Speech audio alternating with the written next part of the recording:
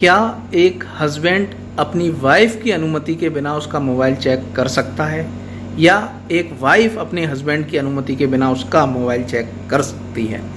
तो दोस्तों ये क्वेश्चन ज़्यादातर जो पति पत्नी के बीच में विवाद होता है तब ये क्वेश्चन पूछा जाता है। तो दोस्तों आपको जितनी भी वीडियोस मिलेंगी यूट्यूब पर तो उसका उत्तर यहाँ पर बताया जाएगा नहीं, ऐसा नहीं, ऐसा करना राइट टू प्राइवेसी का उल्लंघन है। आर्टिकल 21 के अंतर्गत जो राइट टू प्राइवेसी गारंटेड किया गया है, जो फंडामेंटल राइट है, उसका उल्लंघन है।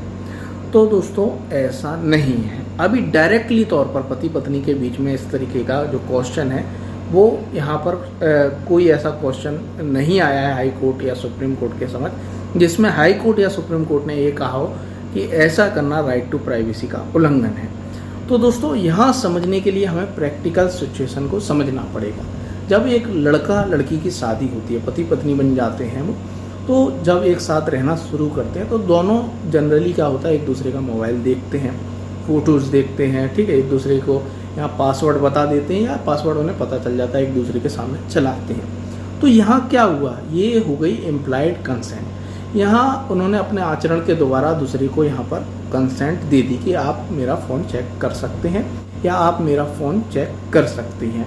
तो उन्होंने यहाँ कंसेंट दे दी, बोल के कंसेंट नहीं दी, लेकिन यहाँ इम्प्लाइड तौर पे कंसेंट दे दी। तो 99.99% केसेस में यही होता है।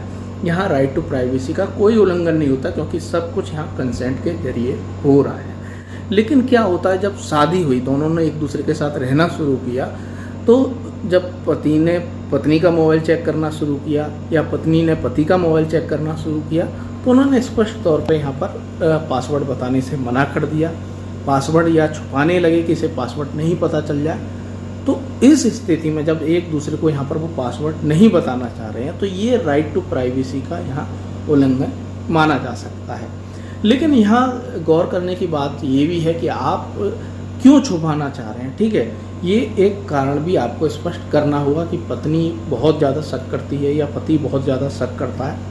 तो ऐसी स्थिति में यहाँ पर राइट टू प्राइवेसी का सवाल स्पष्ट तौर पर उठता है। और यदि आप पत्नी का मोबाइल यहाँ चेक कर रहे हैं, पत्नी का मोबाइल आप बार बार चेक कर रहे हैं, उस पर शक कर रहे हैं कि कहीं से किसी लड़के से बात तो नहीं कर रही है, तो ये यहाँ क्रूअल्टी के अंतर्गत आ सकता है। जो घरेलू हिंसा संबंधित कानून है उसके अंतर्गत आप पर यहाँ मुकदमा चल सकता है।